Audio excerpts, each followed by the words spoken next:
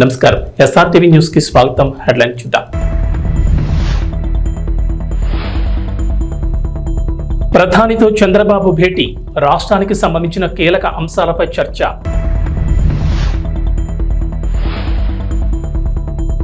AP ప్రజలకు చంద్రబాబు సర్కార్ good news, ఈ నెల 8 నుంచి ఉచిత ఇసుక విధానం అమలు.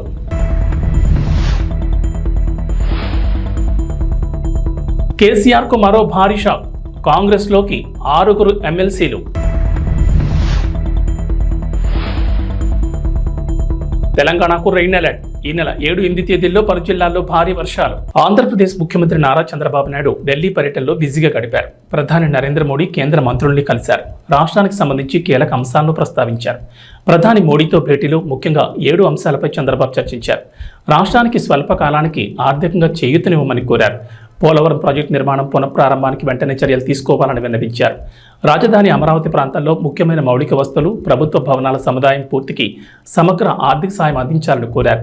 పారిశ్రామిక అభివృద్ధికి ప్రోత్సాహకాలు, రాష్ట్రాలకు మూలధనం వ్యయం అందించే ప్రత్యేక పథకం కింద ఆంధ్రప్రదేశ్కు అదనపు కేటాయింపులు జరిపి రోడ్లు, బ్రిడ్జిలు, సాగునీరు, తాగునీటి ప్రాజెక్టులు పూర్తయ్యేలా చూడాలన్నారు.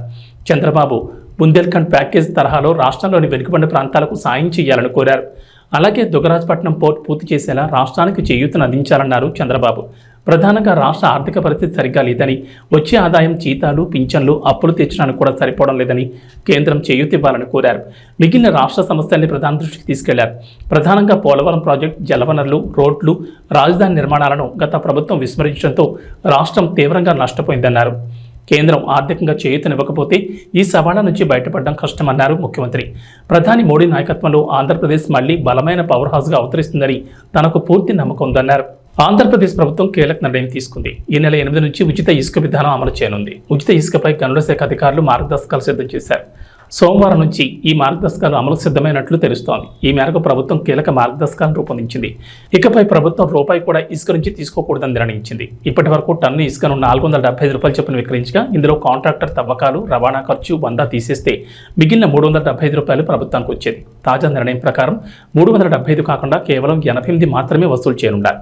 ఈ డబ్బులు కూడా స్థానిక సంస్థలకు జమ చేయనున్నారు. ఇందులో సేనరేజ్ ఛార్జ్ కింద 66 రూపాయలు టన్నుకు తీసుకుంటున్నారు.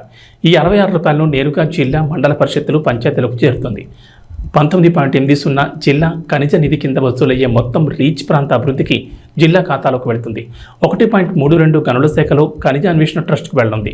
గతంలో ఉన్న విధానంతో పోలిస్తే ఇసుక ప్రతి టన్నుకు 287 భారం తగ్గుతుందని అధికారులు చెబుతున్నారు. ఆంధ్రప్రదేశ్లో రేషన్ పంపిణీకి సంబంధించి పౌర సరఫరాల శాఖ మంత్రి నాదెండ్ల మనోహర్ కీలక వ్యాఖ్యలు చేశారు. గత ప్రభుత్వ హయాంలో రేషన్ మాఫియాలో ప్రధాన భాగస్వాములు ఎండియు వాహనాల నిర్వాహకులేనని ఆరోపించారు. వైఎస్ఆర్సీపీ ప్రభుత్వంలో రేషన్ డోర్ డెలివరీ పేరుతో 9,260 వాహనాలు కొనుగోలు చేసిన విషయాన్ని గుర్తు చేశారు. దీంతో పౌర సరఫరాల సంస్థకు 1,500 కోట్ల నష్టం జరిగిందన్నారు. రాష్ట్రంలో ఎండియూల ద్వారా రేషన్ పంపిణీ చేయడంపై త్వరలోనే చర్చించి ఓ నిర్ణయం తీసుకుంటామని తెలిపారు.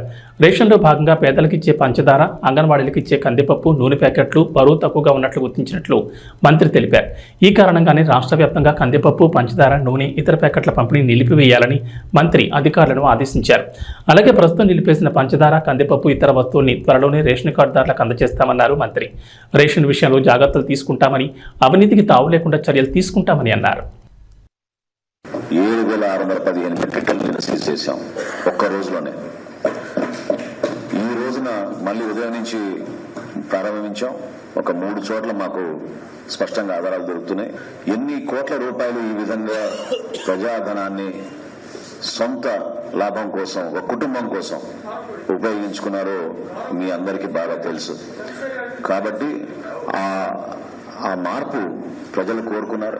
ఆ మార్పు మేము చేసి చూపిస్తాం.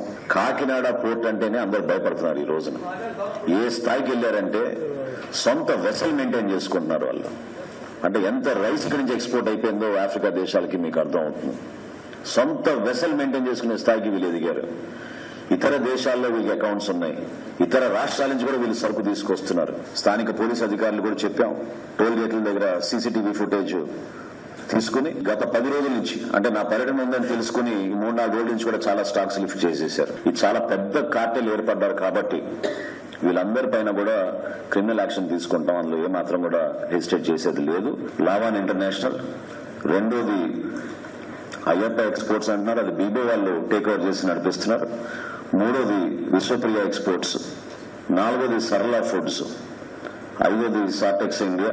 ఈ విఎస్ రాజు గోడౌన్స్ లో మాకు మన ఏపీ సివిల్ సప్లైస్ కార్పొరేషన్ సంబంధించిన ఆధారాలు, అంటే ఈ స్టాక్ కి సంబంధించిన స్లిప్స్ అన్ని కూడా అక్కడ ఉన్నాయి. సరుకు లేదు కానీ అక్కడ గోడౌన్ లో మాకు దొరికినాయి కాబట్టి టాలీ చేసి చూస్తే 2023-24 సంబంధించిన సరుకుగా దాన్ని నిర్ధారించాం. కాబట్టి వాళ్ళపైన కూడా కేసులు పెట్టి ముందుకెళ్తున్నాం. కొంతమంది చాలా పెద్దవాళ్ళు మాకు అన్ని విధాలుగా సపోర్ట్ ఉందని అనుకుంటున్నారు. ఐఎమ్ సారీ, ఇన్ని రోజులు మీరు చేశారు, ఇప్పుడు మాత్రం జరగదు. ఖచ్చితంగా యాక్షన్ తీసుకుంటాం. మాకున్న గోడౌన్స్ కానివ్వండి, ప్రైవేట్ గా తీసుకున్న గోడౌన్స్ లో కానివ్వండి, ఎక్కడ అవకతవకలు జరుగుతున్నాయో, ఏ విధంగా రవాణా జరుగుతుందో, వీటన్నిటిపైన కూడా డెఫినెట్ గా ప్రతి జిల్లాలో కూడా ఈ విధంగానే సమీక్షా సమావేశాలు ఏర్పాటు చేసుకుని కొన్ని చర్యలు తీసుకుంటాం. ఎందుకంటే ఇక్కడ ఒక మాఫియా ఏర్పడింది, వ్యవస్థీకృత మాఫియా, మామూలుగా లేదు.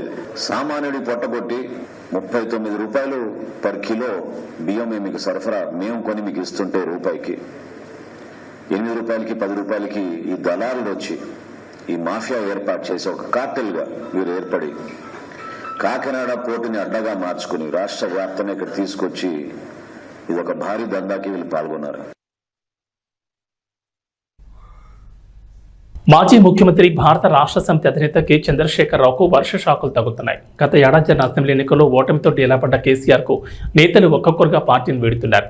కాంగ్రెస్ ఆపరేషన్ ఆకర్ష్ కు బీఆర్ఎస్ విలువలాడుతోంది. కాంగ్రెస్ లోకి బీఆర్ఎస్ వలసల పరంపర కొనసాగుతోంది. తాజాగా బీఆర్ఎస్ కు చెందిన 6 ఎమ్మెల్సీలు కాంగ్రెస్ లో చేరారు. ఎమ్మెల్సీలు భానుప్రసాద్, బస్వరాజ్ సారయ్య, దండే విఠల్, ఎంఎస్ ప్రభాకర్, ఎగ్గె మల్లేశం, బుగ్గారపు దయానంద్ కాంగ్రెస్ కండువాలు కప్పుకున్నారు.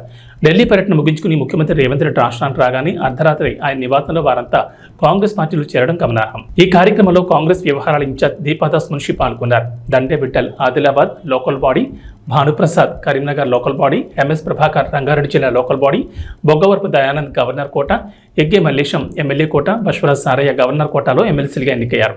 శుక్రవారం అమావాస్య కావడంతో గురువారం రాత్రి వీడు కాంగ్రెస్ పార్టీలో చేరినట్టు తెలుస్తోంది. వీరి చేరికతో మండలంలో కాంగ్రెస్ బలం 12కు చేరింది. తెలంగాణ రాజకీయాల్లో ఆసక్తికర పరిణామాలు చోటు చేసుకుంటున్నాయి. బీఆర్ఎస్ పార్టీలోని కీలక నేతలు వరుసగా కాంగ్రెస్ పార్టీలకు చేరిపోతున్నారు. ఈ క్రమంలోనే బీఆర్ఎస్ పార్టీలో కీలక నేతగా వ్యవహరించిన సీనియర్ నేత కె కేశవరావు ఆ పార్టీకి గత కొంతకాలంగా దూరంగా ఉండగా నిన్న ఢిల్లీలో అధికారికంగా పార్టీ జాతీయ అధ్యక్షుడు మల్లికార్జున ఖర్గే సమక్షంలో కాంగ్రెస్ తీర్థం పుచ్చుకున్నారు. దీంతో 10 ఏళ్ల తర్వాత కేకే మళ్లీ తన సొంత గూడుకి చేరుకున్నట్లయింది. ఈ క్రమంలోనే కేకే తన రాజ్యసభ సభ్యత్వానికి కూడా రాజీనామా చేశారు. ఈ మేరకు తన రాజీనామా లేఖను Rajya Sabha chairman, vice president Jagdeep ధన్ఖడ్కు అందించారు. అయితే రాజకీయాల్లో సీనియర్గా ఎంతో అనుభవం ఉండగా బీఆర్ఎస్ పార్టీలోనూ కేసీఆర్ 10 ఏళ్ల ప్రభుత్వంలోనూ కీలకంగా వ్యవహరించారు. ప్రభుత్వం ఏ నిర్ణయం తీసుకున్నా అందులో కేకే సలహాలు, సూచనలు ఖచ్చితంగా ఉండేవి. అలాంటి వ్యక్తి కాంగ్రెస్ పార్టీలోకి రావడంతో అధికారంలో ఉన్న రేవంత్ రెడ్డి సర్కార్ ఆయనకు సముచిత స్థానం కల్పించాలని యోచిస్తోంది. ఆయనకున్న రాజకీయ పాలనాపరమైన అనుభవాలను వినియోగించుకునేందుకు గాను ప్రభుత్వ సలహాదారుగా నియమించాలని రేవంత్ రెడ్డి సర్కార్ యోచిస్తున్నట్టు తెలుస్తోంది. ఈ మేరకు అధికారికంగా ప్రకటన వెలువడాల్సింది. ఎన్నికలప్పుడు మాత్రమే రాజకీయాలని, ఆ తర్వాత పార్టీలకు అతీతంగా అభివృద్ధి కోసం పనిచేస్తామని, కేంద్రంతో సత్సంబంధాలు కొనసాగించాలనేదే తమ ఉద్దేశం అంటూ సీఎం రేవంత్ రెడ్డి తెలిపారు. సీఎం రేవంత్ రెడ్డితో పాటు డిప్యూటీ సీఎం మల్లు భట్టి విక్రమార్క తదితరులు ఢిల్లీ పర్యటనలో ఉన్నారు. ఈ పర్యటనలో భాగంగా ప్రధానమంత్రి నరేంద్ర మోడీ, హోంశాఖ మంత్రి అమిత్ షా తదితర మంత్రులతో భేటీ అయ్యారు. తెలంగాణ రాష్ట్ర ప్రయోజనాలను దృష్టిలో ఉంచుకుని విభజన చట్టంలోని పలు అపరిష్కృత సమస్యలను వెంటనే పరిష్కరించేందుకు చొరవ చూపాలని, విభజన హామీలను త్వరగా నెరవేర్చడమే కాకుండా రాష్ట్రానికి రావాల్సిన నిధులను వెంటనే విడుదల చేయాలని రేవంత్ రెడ్డి బృందం కేంద్రానికి విజ్ఞప్తులు చేసింది. ఈ మేరకు మోడీకి, అమిత్ షాకి పలు వినతి పత్రాలు సమర్పించింది. కేంద్ర పెద్దలతో భేటీ అనంతరం మీడియాకు రేవంత్ రెడ్డి బృందం సమావేశం ఏర్పాటు చేసింది. సమావేశాలకు సంబంధించిన వివరాలు మీడియాకు వివరించారు. రాష్ట్ర అభివృద్ధితో పాటు విభజన చట్టంలో ఉన్న అంశాలపై ప్రధానమంత్రి నరేంద్ర మోడీతో పాటు కేంద్ర హోంశాఖ మంత్రి అమిత్ షాను కలిసినట్లు రేవంత్ రెడ్డి తెలిపారు. అనంతరం భేటీలో కేంద్రానికి చేసిన విజ్ఞప్తులను, వివరాలను డిప్యూటీ సీఎం భట్టి విక్రమార్క మీడియాకు వివరించారు. 1, 2 కాకుండా కేంద్రానికి తెలంగాణ ప్రభుత్వం పెద్ద డిమాండ్ లిస్ట్ ఇచ్చినట్లు భట్టి తెలిపారు. గజ్వేల్ పట్టణంలో శివాజీ స్టాచ్యూ వద్ద Gajwel inspector Saida, traffic inspector Murali సిబ్బందితో కలిసి విస్తృతంగా వాహనాల తనిఖీలు చేస్తూ డ్రంక్ అండ్ డ్రైవ్ టెస్టులు నిర్వహించారు. ఈ సందర్భంగా ఇన్స్పెక్టర్ సాయిదా మాట్లాడుతూ మద్యం సేవించి వాహనాలు నడపొద్దని సూచించారు. రోడ్డు నిబంధనలు, ట్రాఫిక్ నిబంధనలు పాటించి వాహనాలు నడిపి క్షేమంగా గమ్యస్థానాలకు చేరుకోవాలన్నారు. మద్యం సేవించి వాహనాలు నడపొద్దని, మోటార్ సైకిల్ వాహనదారులు తప్పకుండా హెల్మెట్ ధరించాలని, ప్రమాదాల నివారణ కృషి చేయాలని తెలిపారు. మోటార్ సైకిల్ వాహనదారులు తప్పకుండా హెల్మెట్ ధరించాలని, ప్రమాదాల నివారణ కృషి చేయాలని తెలిపారు. రోడ్లకు ఇరువైపులా ఏర్పాటు చేసిన సైనింగ్ బోర్డ్స్ సూచనలు, సలహాలు పాటిస్తూ సేఫ్టీగా డ్రైవ్ చేసి క్షేమంగా గమ్యస్థానాలకు చేరుకోవాలని సూచించారు. కారు నడిపేటప్పుడు సీట్ బెల్ట్ ధరించాలని సూచించారు. వాహనదారుల్లో, ప్రజల్లో మార్పు వచ్చినప్పుడు మాత్రమే రోడ్డు ప్రమాదాలు తగ్గుతాయని తెలిపారు. ఈ కార్యక్రమంలో గజ్వేల్ ట్రాఫిక్ సిబ్బంది, పోలీస్ సిబ్బంది తదితరులు పాల్గొన్నారు.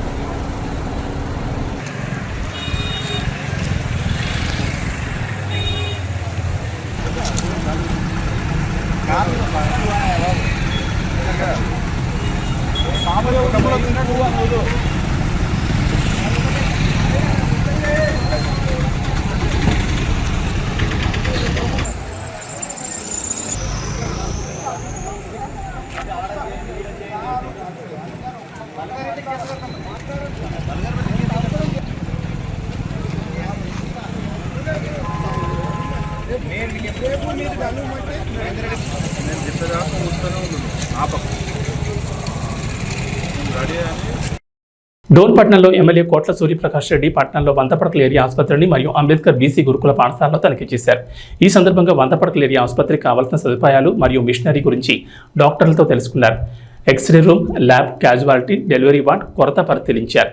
అక్కడ ఉన్న రోగులతో మాట్లాడి సమస్యలు తెలుసుకున్నారు. అనంతరం అంబేద్కర్ బీసీ గురుకుల పాఠశాలలో 480 మంది పిల్లలకు hostel, kitchen, dining hall, students bench మరియు నీటి సమస్యలు తెలుసుకుని త్వరలో పూర్తి చేస్తామన్నారు. పాఠశాలలోని పిల్లలతో మాట్లాడి భోజన సదుపాయాలు, నీటి వసతి ఎలా ఉన్నాయని తెలుసుకున్నారు. అనంతరం పాతపేటలో ఉన్న ఆసుపత్రి భవనాన్ని మరియు పాత మున్సిపల్ భవనాన్ని ప్రభుత్వ ఆఫీసులకు ఉపయోగించుకునేలా చర్యలు చేస్తామన్నారు. ఈ కార్యక్రమంలో టీడీపీ నాయకులు మరియు బీజేపీ నాయకులు, జనసేన నాయకులు పాల్గొన్నారు.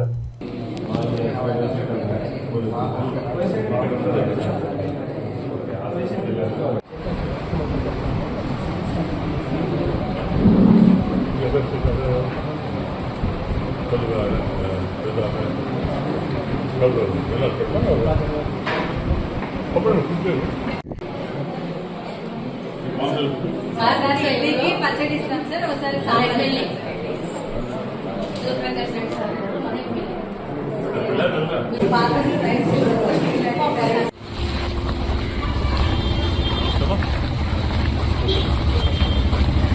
కర్నూలుకి రెఫర్ చేస్తున్నారు. ప్రైవేట్ హాస్పిటల్ ఇక్కడ నుంచి రెఫర్ చేస్తున్నారని ఆరోపణ, రోగుల ఆరోపణ. అదే దానికి కనుక్కుందాం. వంట డీటెయిల్స్ కనుక్కోవాలి. ఇప్పుడు మీరు మేమంతా కూర్చొని మాట్లాడతారు. ఎందువల్ల రెఫర్ చేస్తున్నారు? షార్ట్ ఆఫ్ ఎక్విప్మెంటా, షార్ట్ ఆఫ్ డాక్టర్సా, లేదా రకరకాల అదే బెడ్ హాస్పిటల్గా బెడ్ రాలేదు. వాళ్ళ మినిమం ఫెసిలిటీస్ కావాలి.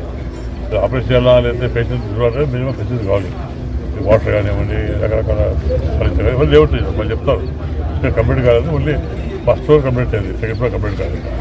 వాళ్ళ ఇబ్బందులు అనుకున్నాయి. అవన్నీ కూడా డిస్కస్ చేసుకొని ఏం చేస్తే బాగుంటుంది, తొందరగా ప్రజలకు అందుబాటులో వచ్చే మార్గం చేయాలి. ఒకసారి మళ్ళీ డాక్టర్ వాళ్ళతో పెట్టండి, కలిసి డాక్టర్స్ మాట్లాడి మాట్లాడి ఎందువల్ల డిలే అయింది, వాట్ ఆర్ రీజన్స్ కనుక్కొని తొందరలోనే స్టాఫ్ రిక్రూట్ చేసుకుంటూ మన షార్టెడ్ డాక్టర్ ఎందుకు రావట్లేదు డాక్టర్స్ సమ్ రీజన్స్ ఉంటాయి కనుకొని దాన్ని మనం రీప్లేస్ చేస్తారు. డాక్టర్ అయిపోతే కొంత వేరే డాక్టర్ వేసి ఇబ్బంది లేకుండా చూస్తే ప్రయత్నం చేస్తాం. సో నేను సుమారు ఎప్పుడైనా మంచి డిస్కస్ చేసి వాళ్ళ ప్రాబ్లం డాక్టర్ చెప్పాను. నేను వాళ్ళ ప్రాబ్లమ్స్ ఏంటి, వాళ్ళ ఏమైనా తక్కువనే వాళ్ళ స్టాఫ్ కానివ్వండి, నిజంగా మామూలుగా ఇన్పేషెంట్స్ ఫుడ్ సిస్టమ్ కానివ్వండి, రకరకాల సమస్యలు కొన్ని డిస్కస్ చేసి దాన్ని తొందరగా మాట్లాడి తొందరగా 1-2 months దాన్ని కంప్లీట్ చేసి ప్రజలకు అందుబాటులో వస్తాను ప్రయత్నం చేస్తాం. అల్లూరు సీతారామరాజు ఒక పోరాట స్ఫూర్తి అని, వారి ధైర్య సాహసాలు యువతకు ఆదర్శనీయమని జిల్లా కలెక్టర్ పి రంజిత్ పాషా కొనియాడారు. అల్లూరు సీతారామరాజు 126వ జయంతి సందర్భంగా కలెక్టరేట్ కాన్ఫరెన్స్ హాల్లో జిల్లా గిరిజన సంక్షేమ శాఖ ఆధ్వర్యంలో అల్లూరు సీతారామరాజు చిత్రపటానికి జిల్లా కలెక్టర్ పూలమాలలు వేసి ఘనంగా నివాళులర్పించారు. ఈ సందర్భంగా జిల్లా కలెక్టర్ మాట్లాడుతూ భారత స్వాతంత్ర చరిత్రలో అల్లూరు సీతారామరాజు ఒక మహోజ్వల శక్తి అని, ఆయన జరిపిన పోరాటం స్వాతంత్రోద్యమంలో ఒక ప్రత్యేక అధ్యాయం అన్నారు. స్వాతంత్రోద్యమంలో పాల్గొని తనకంటూ ఒక ప్రత్యేక స్థానాన్ని చాటుకున్న విప్లవ వీరుడన్నారు. మన్యం వీరుడు అల్లూరు సీతారామరాజు స్ఫూర్తితో ప్రతి ఒక్కరూ సామాజిక బాధ్యత కలిగి ఉండాలన్నారు. అల్లూరు సీతారామరాజును ఆదర్శంగా తీసుకుని దేశ సమాజ సేవలో ప్రతి ఒక్కరూ భాగస్వాములు కావాలన్నారు. అల్లూరు సీతారామరాజు చరిత్రను విద్యార్థులంతా తప్పకుండా తెలుసుకోవాలని, అల్లూరి స్ఫూర్తిని ఆదర్శంగా తీసుకుని నిస్సహాయ స్థితిలో ఉన్న వారిని ఆదుకోవాలని కోరారు. అల్లూరు సీతారామరాజు 1897 సంవత్సరంలో జన్మించి కేవలం 27 ఏళ్లు మాత్రమే జీవించి సమాజం కోసం ప్రాణాలు అర్పించారని తెలిపారు. ఆయన మరణించి 100 సంవత్సరాలు గడుస్తున్నా ఇప్పటికీ స్మరించుకుంటున్నామని, దేశం కోసం, అడవి బిడ్డల సంక్షేమం కోసం పోరాడిన వ్యక్తి అల్లూరి సీతారామరాజు అన్నారు. అప్పట్లో బ్రిటిష్ వారు మన్యంలో ఉన్న గిరిజనులను ఎన్నో ఇబ్బందులు గురిచేసేవారని, అడవిలో ఉండే ఉత్పత్తులు సేకరించి అమ్ముకునే వారిపై దమనకాండ చేస్తుండగా బ్రిటిష్ వారిపై వివిధ రకాలుగా పోరాడి వారికి విముక్తి కల్పించిన వ్యక్తి అల్లూరి సీతారామరాజు అన్నారు. ఆయన పోరాటాన్ని స్ఫూర్తిగా తీసుకుని దేశ యువత ముందుకు సాగాలని కలెక్టర్ అన్నారు. ఉద్యోగ పర్వంలో ఏజెన్సీ ప్రాంతంలో సేవ చేసే సౌభాగ్యం తనకు కలిగిందని కలెక్టర్ తెలిపారు. జోహార్ అల్లూరి సీతారామరాజు, జోహార్ అల్లూరి సీతారామరాజు, రాజస్థాన్ అల్లూరి సీతారామరాజు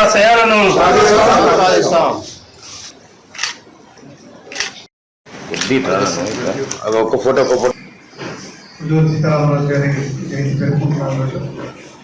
1997లో ఇదే రోజు ఆయన జన్మించడం జరిగింది. బాల్యం నుంచి కూడా ఉన్నత విభావాలు కలిగి అలాగే దేశం కోసం చాలా చిన్న వయసులో మనల్ని అర్పించి మనందరి కోసం అంటే ఎస్పెషల్లీ మనకి ఉన్నటువంటి షెడ్యూల్ ఏరియా కావచ్చు, అలాగే రంప ఏరియా అంటాం. సో ఆ ఏరియాలంతా కూడా అక్కడ ఉన్నటువంటి చాలా వెనుకబడిన ట్రైబల్స్ కోసం ఎంతో కృషి చేసి ధైర్యంగా బ్రిటిషర్స్ వాళ్ళందరూ కూడా ఎదుర్కొని రంప తెలుగు వాళ్ళని ఏర్పాటు చేయడమే కాకుండా ట్రైబల్స్లో అప్పుడు ఉన్నటువంటి ప్రజల్లో చాలా వరకు ప్రభుత్వం యొక్క విరాగాలు కావచ్చు అప్పట్లో.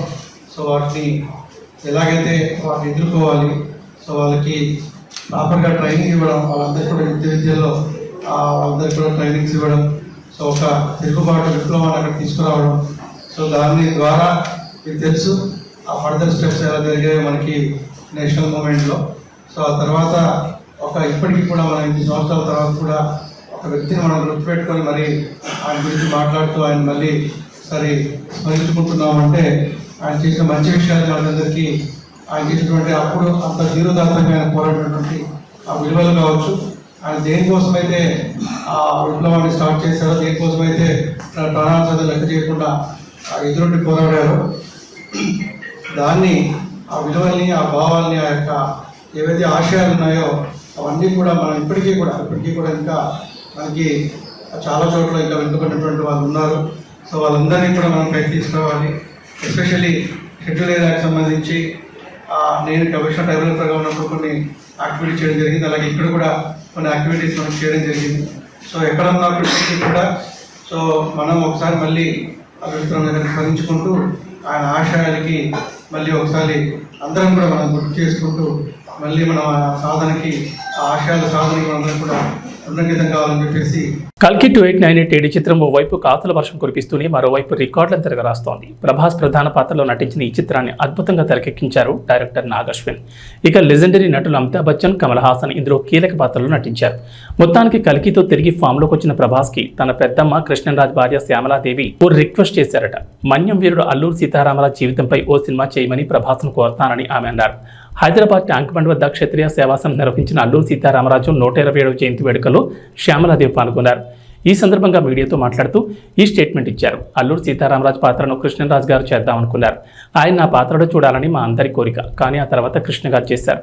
చాలా మంచి సినిమా, పెద్ద హిట్ అయింది. ఇప్పుడు ఇన్ని సంవత్సరాల తర్వాత ఆ క్యారెక్టర్లో ప్రభాస్ను చూడాలని అభిమానుల కోరిక.